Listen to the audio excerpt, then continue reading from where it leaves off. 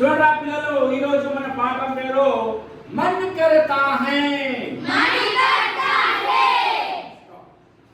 అంటే మన్ కర్తా హై అంటే మన మనసు చెప్పినట్టుగా వినడం. ఓకేనా? రైట్. చూడండి, దీంట్లో మనకి వచ్చేసి ఇకాయి అంటే భాగము, యూనిట్. ఇకాయి అంటే భాగము, యూనిట్.